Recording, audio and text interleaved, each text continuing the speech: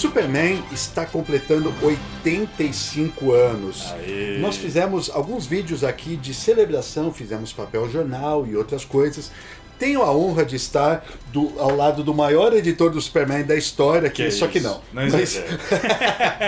Mas Danielzinho teve uma carreira próxima do Superman aí, logo no início da nossa jornada como editores. Sim. Lá na Panini, editou a fase Grant Morrison. A fase Grant Morrison, toda a fase dos 952 do Superman aqui no Brasil foi eu que editei. Uma experiência incrível, né? Sim. Experiência incrível. E as celebrações continuam. Então, por conta desses 85 anos, resolvemos fazer aqui uma sessão pipoca, reassistindo aquele que possivelmente é o maior filme de herói de todos os tempos. Superman, o filme. Será que é? Vamos ver depois da vinheta.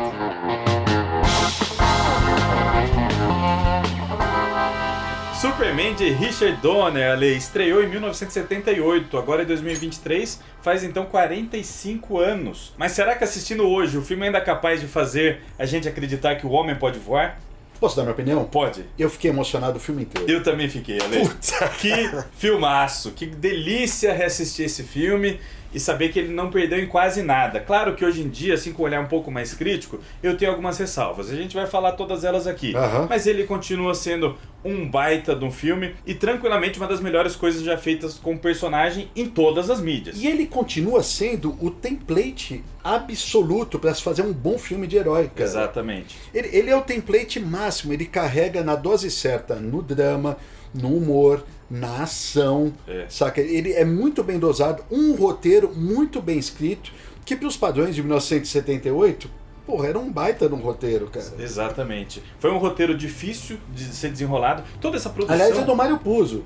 O primeiro tratamento do roteiro é do Mário Puzo, né? Depois tiveram que é o autor do Poderoso Chefão. Isso. O que escreveu o livro. Depois tiveram outros colaboradores. A gente fez um dossiê muito completo sobre o personagem. Tem um capítulo dedicado inteiro a esse filme aqui no nosso Quadrinhos no Cinema. Esse livro que eu, Alexandre e o Bruno lançamos há algum tempo, né? Na época da estreia do filme do Homem de Aço. O Homem de Aço. E aí a gente falou do Superman, do Wolverine, do Homem de Ferro e do Motoqueiro Fantasma. E aqui a gente comentou bastante dos bastidores que foi essa produção e como ela foi difícil. Porque a Warner, ela tinha ali uma pretensão muito grande com o filme, né? Lembrando que o filme anterior de grande sucesso do Superman foi em 1951. Então a gente tá falando de quase 30 anos depois, a volta do Superman para as telonas aí. Precisava ser algo grandioso. E aí o pessoal já foi de cara pensando, pô, quem que a gente pode contratar para fazer o roteiro disso? Foram no Mário Puzo, nada mais, nada menos, o escritor do livro Poderoso Chefão, né? Negócio muito, muito grande assim, né? E assim, pensando rapidamente no histórico de quadrinhos no cinema, nos anos 30 lá você tem uma explosão muito grande de produções, algumas interessantíssimas até hoje. Eu gosto de citar muito o Flash Gordon original com o Buster Crabbe, uma produção excelente para a época. Teve umas tranqueiras como o primeiro seriado do Batman e o segundo, então nem se fala. Mas tinha coisa que... Mandrake foi muito bom, Shazam foi muito bom, teve coisas legais naquela época. O pessoal realmente tratava com respeito, mas nenhuma daquelas produções era algo que poderia ser, sei lá, algo que digno de... E o vento levou. Sim. Só para falar de um filme grande da época, né? O primeiro me veio na cabeça. Depois, nos anos 50, o George Reeves fez alguns telefilmes, e alguns, inclusive foram pro cinema também. Sim. E depois a famosa série de televisão e tudo, tal, não sei o que lá. Fez bastante sucesso, teve outras produções que comeram por fora, né? A Marvel estava tentando acertar aí com o Incrível Hulk, com algumas coisas e tal. Mas o que a gente tem que lembrar é que na memória do público, o que subsistia de fato, que tinha sido bombástico, tinha sido o Batman do Adam West e o Burt Ward. Pois é. Era isso o que ficou aí na mente do público em termos de adaptação de quadrinho, saca? Perfeito. Então, reverter essa visão que o público tinha era a principal missão desses produtores. E eles conseguiram, definitivamente, porque mudou a história do cinema de super-herói, né? A gente falou do Mário Puzo, já é um grande cara, só que aí depois, quando vocês assistirem o filme, reparem que tem outros roteiristas, né, acreditados. Porque a gente explicou aqui, Quando o Puzo entregou o roteiro, ele tinha mais de 500 páginas. Eles já tinham pensado em gravar 2 filmes, né? Fazer uma franquia mesmo. E gravar 2 filmes de uma vez. E justamente por isso esse roteiro tão grandioso, né? Aí os produtores contrataram o casal David e Leslie Newman e o Robert Benton para dar uma enxugada nisso. Eles enxugaram por umas 400 páginas. Os produtores eram da família Salkind, né? Exatamente. Que tinha adquirido direito há um tempão. Exatamente. E aí, posteriormente, o roteiro passou por um novo tratamento, dessa vez feito pelo Tom Mankiewicz, que quando o Richard Donner chegou na parada, quando ele foi contratado como diretor do filme, e ele foi contratado por conta do belíssimo trabalho que ele fez em A Profecia, curiosidade boa, aqui na editora Pipoca Nanquim a gente já lançou o livro escrito pelo David Seltzer, roteirista do filme, também fez esse livraço aqui, atualmente encontra-se esgotado, infelizmente, mas procurem a internet afora, quem sabe, né? E se vocês pedirem o suficiente, quem sabe a gente consiga trazer de volta também, porque é um dos melhores livros de terror já feito na história. Um clássico absoluto. E aí os produtores assistiram a Profecia, ficaram lá boquiabertos e chamaram o Richard Donner então para cuidar dessa adaptação. Quando o Donner chegou nesse meio aí, ele viu que o roteiro do Puzo ele ia para uma pegada mais camp, que era uma pegada mais do Batman, da série, do que ele comentou. Então ele falou, putz, não é isso que a gente quer fazer, não é isso que o Superman merece, não é isso que vai ditar um novo rumo para o cinema. Eu não sei se ele tinha essa pretensão, mas ele enxergou ali que não era o momento para fazer uma coisa tão comédia, boba com o personagem. Ele via o Superman como um ícone norte-americano, né, com possibilidade de ser um representante maior, um representante supremo para a própria raça humana. Ele via, lá você tem o personagem perfeito, incorruptível, de moral e ética inabaláveis. É o cara que você vai se espelhar para ser um ser humano melhor. E o cara está vestindo ainda as cores da bandeira norte-americana numa época em que os norte-americanos, por conta de tudo que aconteceu na guerra do Vietnã e de vários problemas políticos envolvendo o Watergate, o caramba tal, então numa época em que o governo norte-americano estava desacreditado perante a sua população, e ele via nesse personagem uma chance aí de falar assim, não, peraí, vamos resgatar os valores que tornaram essa nação grande, né? E a gente vai colocar tudo personificado nesse cara, que esse cara é o cara perfeito, o Superman é o cara perfeito. Então depois da revisão do Tom Mankiewicz, que é isso aí que o Alexandre falou, eles tiveram ali o que seria o filme, estava pronto para filmar. Posteriormente, o Tom e outros envolvidos ali, eles revelaram que assim, praticamente nada do que o Puzo escreveu ficou no tratamento final, né? Eles mudaram muita coisa nesse meio tempo. Aí então a gente tem um roteiro, tem um bom diretor envolvido no projeto aí com a visão certa para o personagem, produtores querendo fazer, um orçamento destinado para o filme de vulto, né? Não era um orçamento pequeno, os caras queriam alguma coisa muito grande, faltava a peça mais importante de tudo isso, o ator. Quem vai viver o Superman nos cinemas? Quem tem essa postura, passa todo esse ideal que o Alexandre comentou, quem personifica tudo isso? Descobriram o Christopher Reeve. Depois de tentar com um monte de outros atores... Uma coisa interessante, eles tentaram com muitos autores famosos, cara. Famosíssimos, famosíssimos, tal, mas o Richard Donner, ele falou assim, não, esse cara, ele veio de fora, ele veio de outro mundo,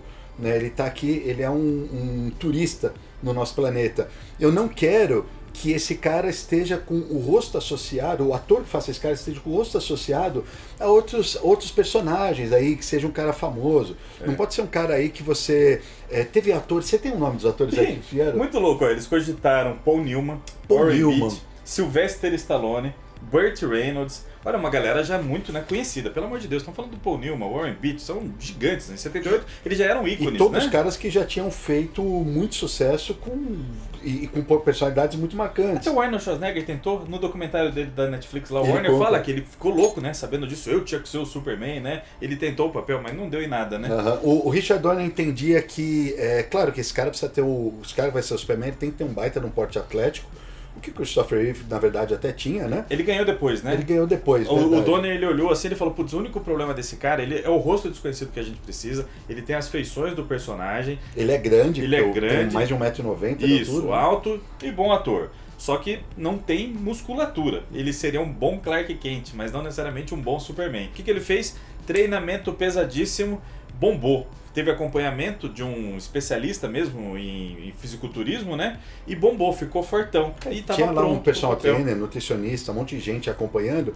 E aí ele conseguiu o seu Superman. E assim, ele não estava visando, por exemplo, um cara como o Schwarzenegger, não era o que ele queria. né? Não era só o músculo, não era um cara como Stallone, não era só o músculo que ele queria realmente uma coisa diferenciada. Então ele estava enxergando além. E ele estava enxergando tão além que ele pega e convida o maior ator da sua geração, que é o Marlon Brando, para fazer uma ponta, cara. Na verdade, o Marlon Brando ele foi um dos primeiros contratados pro filme. Ele foi contratado antes mesmo do Richard Donner, né? Ele, assinou, topou o contrato lá, foi uma quantia, assim, exorbitante. Ele ganhou participação de bilheteria, foi um salário gigante, um dos maiores salários da época, assim, para falar muito pouco. Ele já tinha sido oscarizado pelo Poderoso Chefão 1. Exatamente. Porra, é o Marlon Brando, né? Um gigante mesmo. E ele topou fazer, o que já deu de novo um peso pra produção, né? Marlon Brando, Richard Donner, Warner, essa grandiosidade toda, é Mário Puzo, parecia que o filme seria grandioso, né? Tudo apontava para isso. E aí por isso que eu falo que já começa aí o template que se sustenta até hoje. Então, olha só, o Richard Donner ele vai pegar um ator desconhecido ou razoavelmente desconhecido. O Christopher Reeve tinha feito alguma coisinha de novela, alguma coisa de teatro também, né? Mas ele não era conhecido no grande público. Cerca esse cara de mega atores, porque além do Marlon Brando, vem o Gene Hackman também, que já era colossal. Sim. O pessoal que interpreta os pais deles, esqueci o nome deles agora, mas são atores consagradíssimos também. Eu tenho tudo aqui no nosso livro. Eu também não lembro de cabeça, mas está tudo aqui na mão. Você tem o Terence Stamp, que faz só uma ponta no primeiro filme, mas tem uma grande participação no segundo. Ned Beatty faz o Watts, Jack Cooper fazendo Perry White, Glenn Ford fazendo Jonathan Kent. Glenn Ford. Phyllis Thaxter fazendo a Martha Kent. E o Jimmy Olsen foi o Mark McClure. Então uma galera grande, né? E aí você tem a boa escolha da Lois Lane também, como no papel da Margot Kidder. Ela é a Lois Lane perfeita pra mim. Já vou falar sobre isso. Tá. Mas você vê esse template aí. Então você pega e junta, mistura atores clássicos, atores e atrizes clássicos que têm renome, que têm respeito no cinema e no teatro, e coloca ele junto com os desconhecidos. E você contrabalanceia falando assim, olha, esse filme é algo mais. A gente tem Marlon Brando e tem Gene Hackman. Sim. Né? Aí você tem um roteiro que, apesar dos vários tratamentos, como você explicou, ele vem de um cara de renome também, o Mário Puzo. Você tem um orçamento milionário. Eles começam a fazer a divulgação do filme mais de um ano antes do filme ser lançado. Que era justamente isso que eu falei, essa chamada, né? Você vai acreditar que o homem pode voar, né? Outdoors espalhados por Nova York, por tudo quanto era lugar e tal, fazendo o público realmente começar a falar, pô, esse negócio vai ser uma coisa muito grande. Tem outro ingrediente nessa receita que apontava para um épico mesmo, trilha sonora do John Williams. Nossa! Né? Você já falava, opa, tem coisa aí. Os caras estão realmente, assim, trabalhando com alguns dos melhores atores, compositores, produtores do mundo, né? É difícil escolher onde o John Williams acertou mais. Se foi no Superman, no Star Wars ou no Indiana Jones. Em termos de épico. Eu nem tento escolher, eu adoro as 3 trilhas, elas são perfeitas. Mas, por exemplo, o Superman leva 1 hora pra aparecer no filme, galera. 1 hora. Pensa no quanto tempo o Batman demora pra aparecer no Batman Begins. E entende a coisa que eu tô falando de estabelecer um template. Olha como todo o panorama já está sendo criado. Mas continuando, o Superman leva 1 hora para aparecer. Depois que ele aparece, você vê ele passando voando rapidinho. Mas aí na primeira cena de heroísmo mesmo, que é a cena do helicóptero. Sim. Puta cena. Danielzinho. A música começa. Eu já começo a ficar arrepiado, cara. Eu já começo a ficar arrepiado. Caraca, que coisa linda! Ele tem tempo de uma piada ainda. Passar na frente de Orelhão, que era como o George Reeves se transformava. O Orelhão não é uma cabine. Sim. Então ele fala, pô, essa porra aqui não vai adiantar pra mim me transformar. Muito engraçada essa cena. Muito boa. Aí ele se transforma, como é que chama aqui? Aquela porta giratória, né? Isso. E sai voando, cara. Que coisa incrível. A reação da galera. E a maneira como Christopher Reeve interpreta esse personagem. Ale, é a origem perfeita do Superman nas telas, com muita calma, mostrando tudo o que precisa. É uma origem hoje um tanto batida, pra quem leu muitos quadrinhos, porque ela é sempre representada, né? Sempre mostra a explosão de Krypton, que Krypton tava uma bagunça, a explosão, a nave vem parar na Terra, Smallville, isso daí foi apresentado trocentas vezes em série de TV, em outros filmes, em quadrinhos, muita gente já tá habituada. Mas em 78, pra volta do personagem, combinou muito. E é uma das melhores origens do Superman já feitas também, né? Feita com muita calma. Exatamente o que eu ia falar, o Richard Donner, ele faz com calma a parada. Ele vai lá, apresenta a Krypton, você entende, ele já traz aquela ideia do símbolo do Jor-El no peito e todos os outros caras do Conselho ter símbolos diferentes. Os caras do Conselho não acreditam no Jor-El, tá? Tudo isso vai sendo contado paulatinamente, é apresentado a sua versão da Zona Fantasma, tal. Isso, quem imagina na época, né, quem não estava ligado no que era isso e não sabia que viria um segundo filme, pensa, puta, o que esses caras, esses 3 vilões no espelho aí, né, que depois aparece mais uma deixinha deles lá, era eles plantando a sementinha pro segundo, né? Você vê que mais de 30 anos depois, no Homem de Aço, é exatamente o que o Zack Snyder fez. Faz a mesma coisa, apresenta um personagem forte, um Jor-El forte na pele do Russell Crowe, apresenta todo o Krypton com ele sendo desacreditado e tal. Ele segue a cartilha do que foi feito aqui, cara. Exato. Novamente, por isso que eu falo, esse Superman, o filme estabeleceu todo o template do que viria a ser feito depois, cara. E ele já começa com uma cara bem sci-fi. Pô, até 78, adaptar quadrinho era uma coisa, tipo, motivo de chacota para algumas pessoas, né? Ninguém investia tanto em adaptações de quadrinho como o Alexandre comentou nesse preâmbulo ali, o que estava acontecendo anteriormente. E ficção científica também não era ficção científica que virou pouco tempo depois, né? Depois da onda toda de Star Wars e de diversas outras coisas que aconteceram. O filme ele já abre como uma boa ficção científica, que é todo esse lado de Krypton, com essa imponência que o Marlon Brando, todo mundo apostou que ele traria papel e realmente ele trouxe em tela, né? Você vê ele falando com aquela voz, aquele vozeirão, todo o tom de voz dele, as frases todas que ele solta, é uma coisa bíblica, assim, uma coisa muito grandiosa, né? O Marlon Brando é muito louco, porque toda a primeira fase da carreira dele é brilhante e tal, mas depois que ele já se tornou o Marlon Brando mesmo e começa a ficar de saco cheio de Hollywood, tem coisas que ele faz literalmente com o saco cheio, né? E tem mas quando ele quer ser brilhante, ele é. Você nunca sabe, após os anos 70, final dos anos 70, todos os anos 80, você nunca sabe qual vai ser a do Marlon Brando. Ele era um ator difícil, dizem, né? Difícil, às vezes ele só tá... Temperamental pra cacete, né? Às vezes ele só tá querendo fazer chacota e, mano...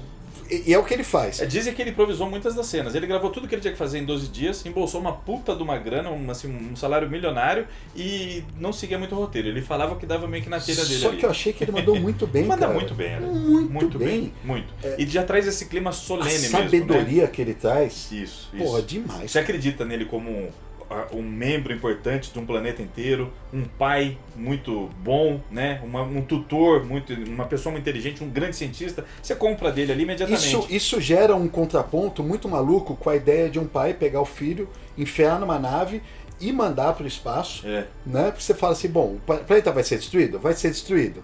Beleza, o filho vai morrer lá junto com todo mundo.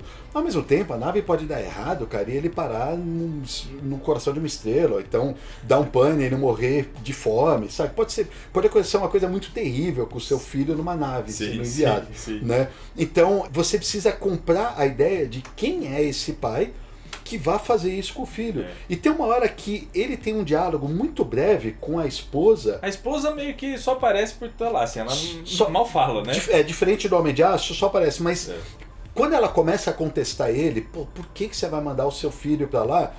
Ela vai colocando alguns argumentos e ele vai rebatendo todos eles.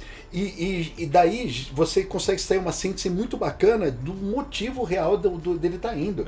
Você compra a ideia. Sim, e aí tem toda uma coisa que eu já adoro, e eu inclusive adorei agora revendo, que é efeito prático. Krypton é sensacional ali. Todas as roupas, até aquela roupa de papel alumínio brilhante lá, eu acho muito massa. Acho tudo muito legal. Aqueles cristais e tal, depois... Pô, a destruição de Krypton, soltei um perdigoto gigante aqui em você. A destruição de Krypton, porra, é muito louco, muito convincente. Efeito prático, tem um charme fantástico até hoje. Fantástico. Quando bem feito, cara, é assim, sensacional. Eu adorei tudo isso. A nave mesmo, nesse momento que ele tá conversando com a esposa, que ele começa a explicar o que é aquela nave. Não é só uma nave, é o conhecimento, todo o conhecimento dele, todo o conhecimento do planeta naquela nave, que vai levar o filho dele até a Terra. Aí tem toda a explicação dos raios solares e tal, que ele vai ser mais forte e tudo mais. E depois disso, essa nave vai desembocar na Fortaleza da Solidão, né? Na cena que ele joga o cristal. E quando eles fazem essa cena, Danielzinho, eles também não simplesmente passam pela física, dando uma explicação meio Stan Lee. Quando ele conversa com o Clark, já na Fortaleza da Solidão, ele fala assim, olha, quando você estiver escutando isso, você vai estar com 18 anos. Sim. E eu já vou estar morto há milhares de anos. Quer dizer, porque a gente está ligado, e eles estão ligados naquela época também, o tempo que uma nave vai levar para cruzar de uma galáxia a outra. Isso. Né? Numa velocidade X, sei lá. E aí ele já coloca um bebê absorvendo todas as informações, porque a criança vem escutando, vem estudando esse tempo todo.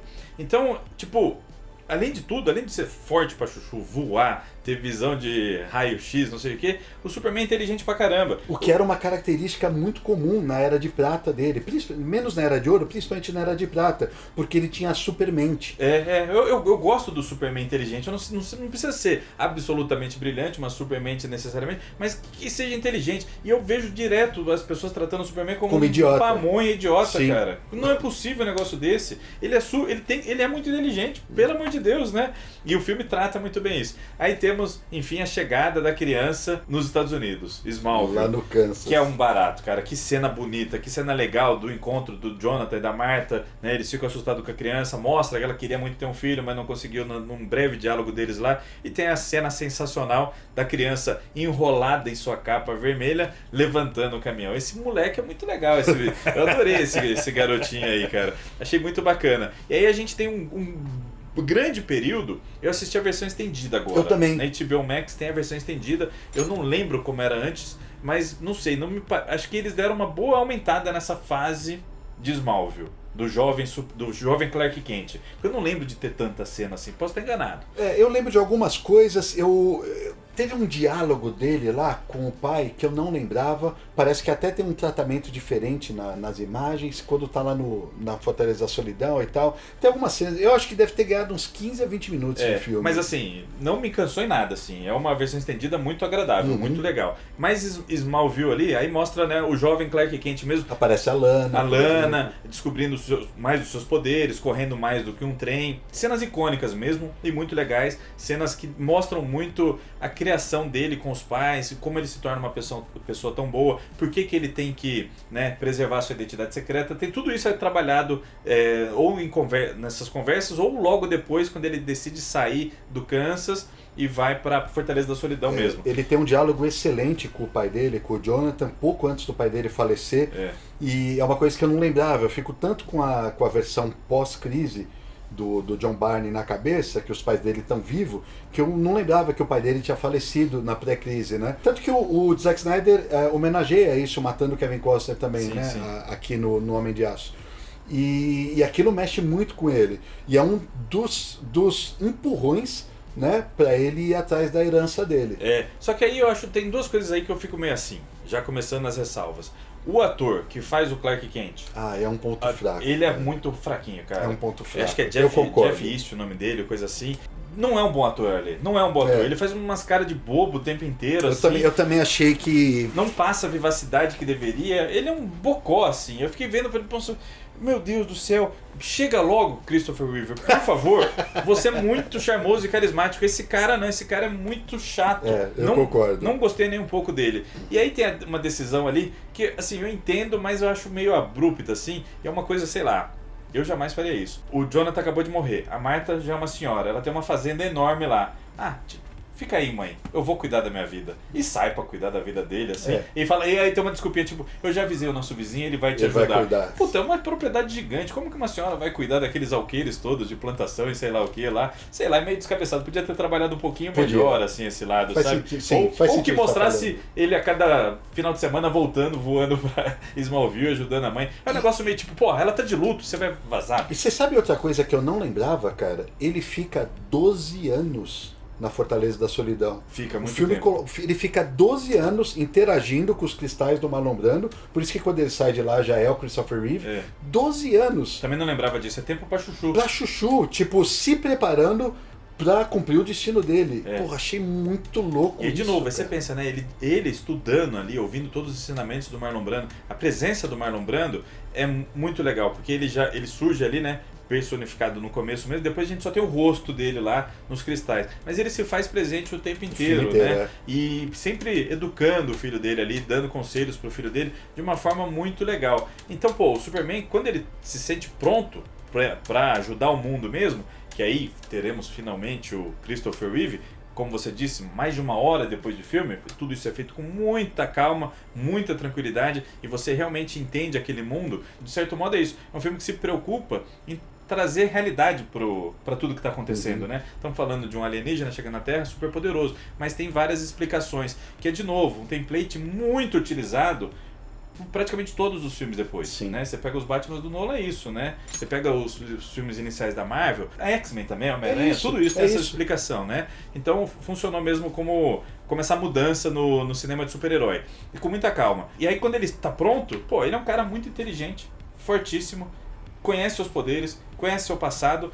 Ele nunca agiria que nem um bocó. E realmente ele não age em nenhum momento como um bocó, exceto quando ele tá com Clark Kent. Aí a gente tem a interpretação absolutamente brilhante do Christopher Reeve, que é um negócio impressionante, que carisma que esse cara tem. Toda vez que eu vejo ele em tela ali, aí depois eu lembro do acidente que ele sofreu no futuro, eu fico com vontade de chorar. Porque ele, assim, ele é um ator maravilhoso. E o Richard Donner, ele é extremamente sagaz, porque a gente tem o primeiro vislumbre do Superman voando, tá saindo da Fortaleza da Solidão, corta, nós estamos lá no Planeta Diário, e aí nós somos apresentados primeiro ao Clark.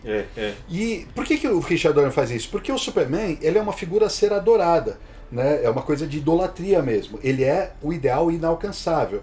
E você pode admirar, você enquanto espectador, você pode admirar, mas você jamais vai aspirar aquilo. Então não haveria identificação sem o personagem do Clark Kent. Sim. Nós somos apresentados primeiro para o Clark Kent, numa interpretação magistral em que o Christopher Reeve muda o sotaque dele, ele fala como realmente o caipira do Kansas, ele muda a postura corporal dele, ele fica curvado, não é só o óculos, é tudo criado, os ombros dele ficam encolhidinhos assim. É impressionante. É impressionante, algo que a gente nunca tinha visto isso nos quadrinhos, cara. Não. Nunca, foi algo que surgiu ali, bicho. E aí todo o jeito estabanado dele, chegando ali no Planeta Diário, conhecendo todo mundo, sendo cativante, sendo legal, mas sendo esse pamonha ao mesmo bobão, tempo, né? Bobão. Tipo, pô, que personagem bem construído, bem trabalhado e fantástico. Aí você acredita nele como Clark Kent. E você acredita, que é um negócio super importante, porque para qualquer pessoa é meio besta você se esconder, falar, esse personagem ele se esconde com óculos e coloca um cabelinho diferente. Não, né? Pelo amor de Deus, é besta isso. Qualquer um vai saber que o Clark é o Superman.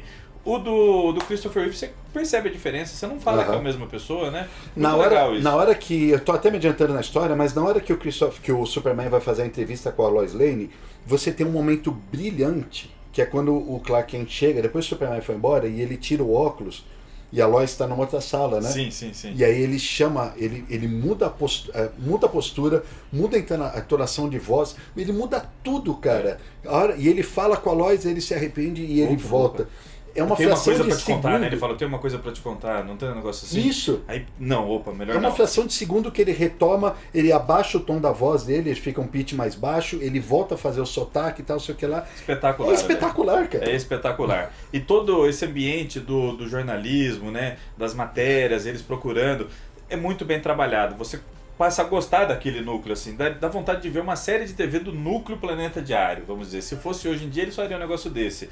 E aí tem a Lois Lane, a contraparte perfeita, o interesse romântico do Superman aí, a Margot Kidder, que ela é sensacional. Ela é sensacional. Também uma luz, assim, impecável. Uma luz, assim, super independente, né?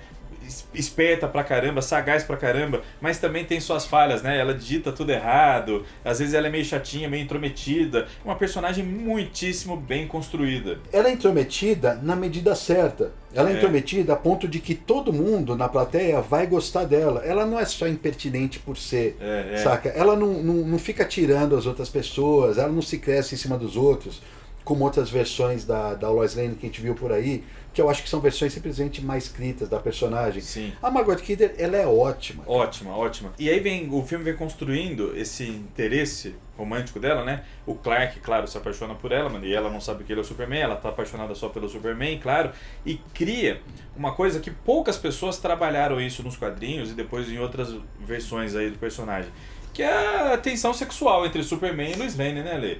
Pelo amor de Deus, é um deus na Terra lá. Uma mulher incrível, os dois se conhecendo. Tem uma tensão sexual ali. Quem não usa isso, o roteirista que não usa isso é idiota, A né? cena da entrevista entre eles tem um momento brilhante.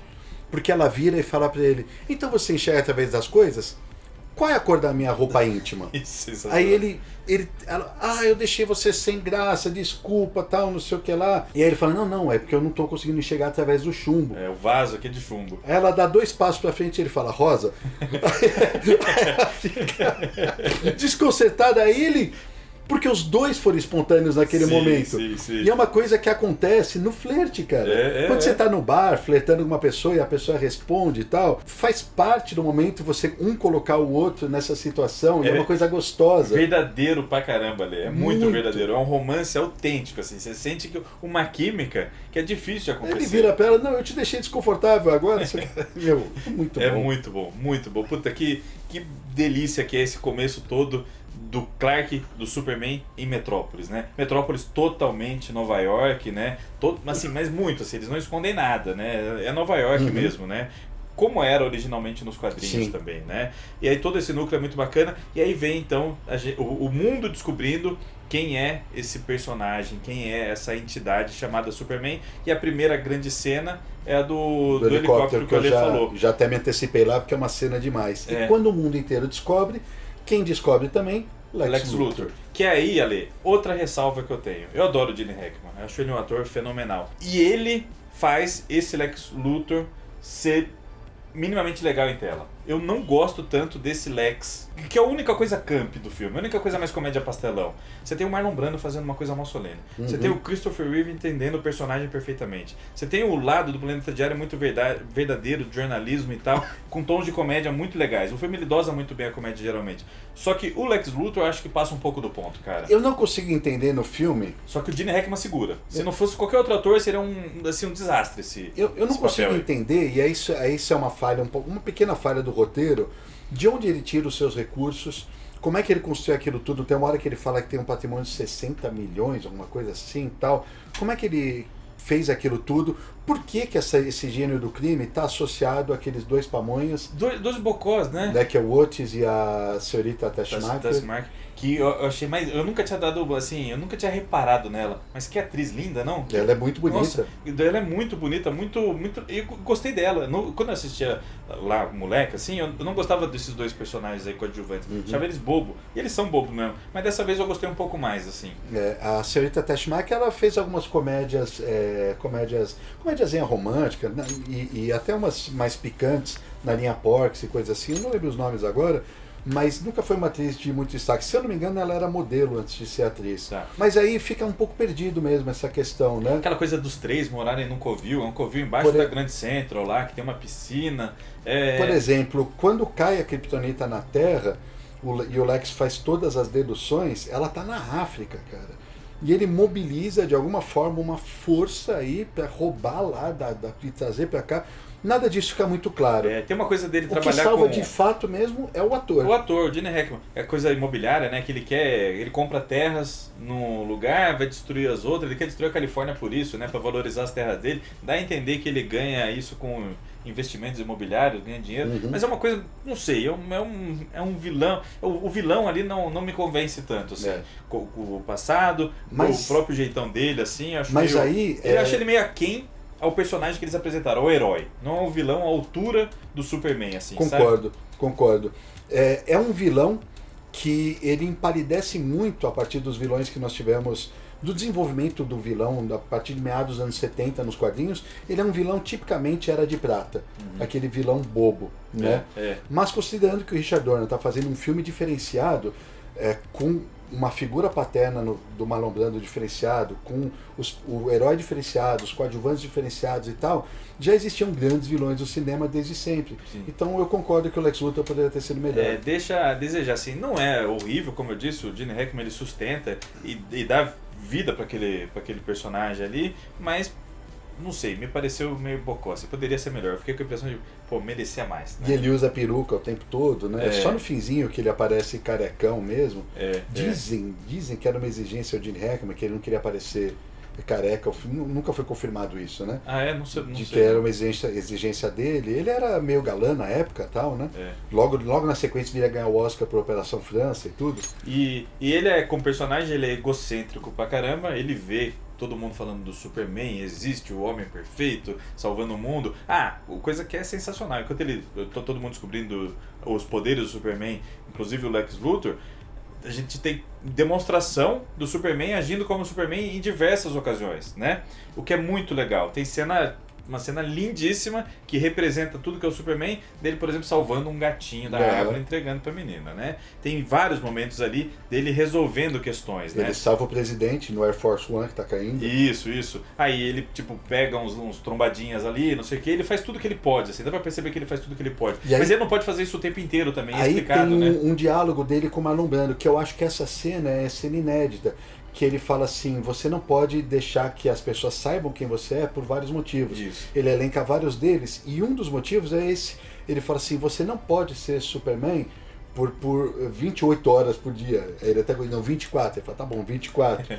Porque senão eles vão começar a exigir coisas de você que eles próprios são capazes de fazer. Exatamente. Né? E ele fala, não interfira no destino dos seres humanos, né? Ele fala lá atrás, assim. Então, colabore, ajude, melhore o mundo, mas não interfira tanto. E não faça coisas que eles são capazes de fazer. Porque senão ele não vai estar contribuindo com o crescimento da humanidade. Né? Exatamente. Vai estar piorando o mundo. Isso é muito legal, uma puta de uma lição que ele deixa. E esses momentos do Superman agindo como Superman, puta, que legal que é. Como o Richard Donner e o Christopher Reeve entenderam esse personagem. Perfeito, é tipo a formação perfeita do personagem. Perfeitamente, cara. Aí o Lex Luthor fica encanadão e fala, puta, não pode existir uma pessoa assim. Eu sou a maior mente, ele fala, né? Eu sou a maior mente do crime do mundo e tal. Ele é meio doidão assim e decide bolar um plano. Ele já tinha o plano para enriquecer, né? Isso. Que era explodir lá a costa da Califórnia e as terras que iam passar a ser valorizadas eram as dele. Ele já tinha esse plano, mas ele falou assim, bom, o Superman vai frustrar o meu plano. Então eu preciso primeiro anular o Superman. Aí na matéria da luz ele descobre que ele não enxerga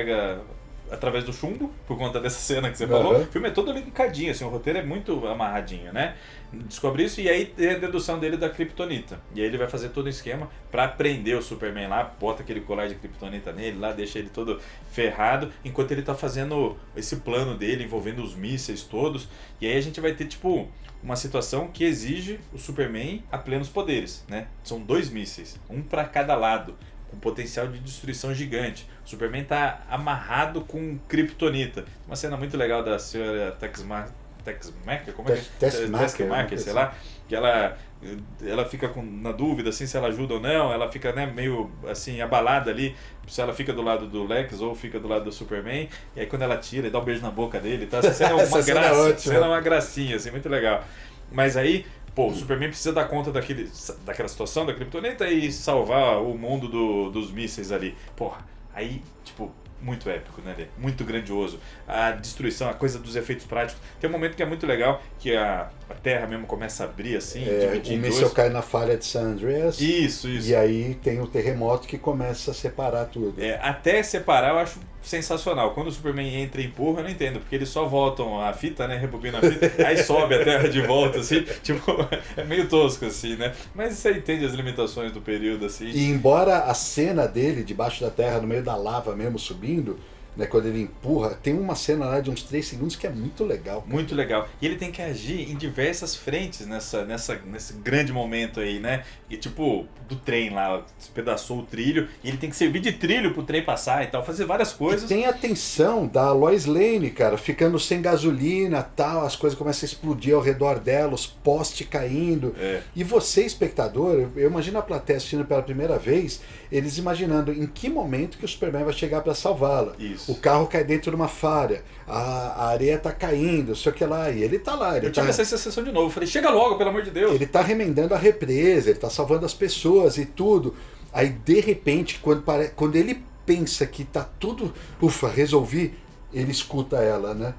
A expressão no rosto dele, e aí ele sai voando a milhão, cara. Você sente o desespero dele. Como são bonitas cenas de voo do Superman, né? Todas, assim. A primeira mesmo, assim, que, um close, assim, maravilhoso de Manhattan. Um close não, né? Mas uma panorama da ilha mesmo, Manhattan, assim. Ele voando lindo, o movimento da capa, tudo é legal. E essa daí, quando ele, lascou, né? Preciso salvar a luz. Porra, cena assim que você fala, vai lá, vai logo! Você se empolga, né? Aí ele chega, tira o carro, arranca a porta, assim, você vê que ele tá a mil. E quando ele percebe que ele falhou, vem na mente a incapacidade dele de salvar o pai, apesar de todos os poderes. Sim, né? sim. É onde entra o ápice do Superman Era de Prata. Isso. Que faz uma coisa que não tem muito sentido, né? Não tem muito sentido, é uma coisa que, assim, divide opiniões mesmo, né? Que é reverter a rotação terrestre para voltar no tempo, né? E a cena no filme é bonita, né? Começa ele voando assim, né? Com calma, aumentando, e vira, é uma cena bem impactante. Imagino que ter visto isso no cinema deve ter sido, uou, que coisa louca, né? Mas ao mesmo tempo é muito, sei lá, muito Superman da Era de Prata mesmo, sim, né? Sim. Muito overpower, até pro Superman, né? Aí sim entrou ficção científica Stan Lee. Isso. Aí ele volta sem explicação nenhuma. Só pra salvar ela, assim, né? Sei lá, é uma coisa, divide opiniões. Digam aqui se vocês gostam desse poder do Superman de voltar no tempo, né? Eu falei, tudo bem, vai. Faz parte da época do filme parte. E tal. E aí, toda essa cena vale porque ele vai salvar a luz e depois o reencontro deles ali é muito bonito, né? Quando ele percebe que conseguiu salvar a amada dele. É muito, muito bonito. Aí ele fala ainda, peraí que tem uma coisinha que eu preciso resolver. Né? E o Jimmy Olsen até brinca, pô, se ele não para um minuto, né? Sim. Aí o Lex e o Otis indo pra cadeia e ele poupa a senhorita Tex Macher, né? Sim. Que ele percebeu que ela é bondosa, né? Ela só estava sendo manipulada ali, né? Tanto é que ela fala, você promete salvar minha mãe primeiro e tal, né? Ela também, coitada. Eu comecei a adorar essa personagem aí. Achei muito legal o drama dela ali. Mas aí ele entrega o Lex Luthor pra prisão, né? E aí tem a cena, mostra ele careca, mesmo, né? Ele careca. E o filme, como a gente disse lá no comecinho, prepara o terreno para uma ameaça pro segundo, né? E aí o barato é que o Richard Donner e toda a equipe ali, os atores envolvidos, eles começaram a filmar em paralelo o segundo filme já. Então foi feito as duas coisas ao mesmo tempo. O problema é que o Donner começa a brigar muito com os produtores. Os irmãos Salkind. Isso, na época da edição e montagem do segundo filme, e cai fora. Só que são dois filmes irmãos que nasceram junto lá no primeiro tratamento do Mário Puzo lá. A ideia já era fazer os dois com os mesmos atores e muitas, assim, a maior parte do filme foi filmada pelo Donner, né? Ele só foi finalizado por outra pessoa. Foi pelo Richard Fleischer. Richard Fleischer era um veterano aí, tinha feito Três Mosqueteiros, tinha feito bastante coisa nos anos 60 e 70. Mas ele era um cara muito, embora seja um bom diretor, um cara muito mais pau-mandado de estúdio, por vir de uma outra geração também. Sim. E não batia tanto de frente quanto o Donner quis bater. E o Superman 2 acabou se tornando um filme bem mais camp do que deveria ter sido.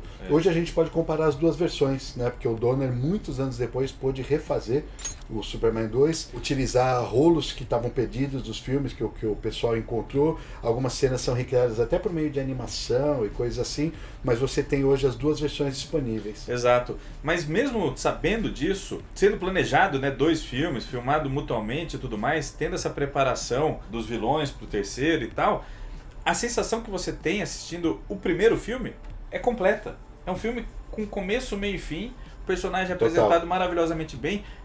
Não acaba nesse esquema que já encheu o saco do cinema de super-herói atualmente, Marvel e DC também, tipo, a cena pós-crédito, aquele grande gancho que dá a impressão de que a gente vai ter que ver uma série e não uma experiência completa cinematográfica. O Superman de 78, ele tem todas essas virtudes, deixa espaço para um segundo, e você sai e fala, puta, que delícia, isso que é um filme, isso que é um filme de super-herói. Cabe dizer, galera, que a plateia realmente comprou a ideia. Superman, o filme foi um mega sucesso, recuperou com muita folga todo o investimento, que foi um investimento arriscado e milionário para a época, gerou aí mais 3 continuações. Superman 2 ainda vai muito bem, Superman 3 descamba um pouquinho, né? Um pocão na verdade, e Superman 4 já foi produzido pelo grupo Canyon, pela Golan Globus e tal.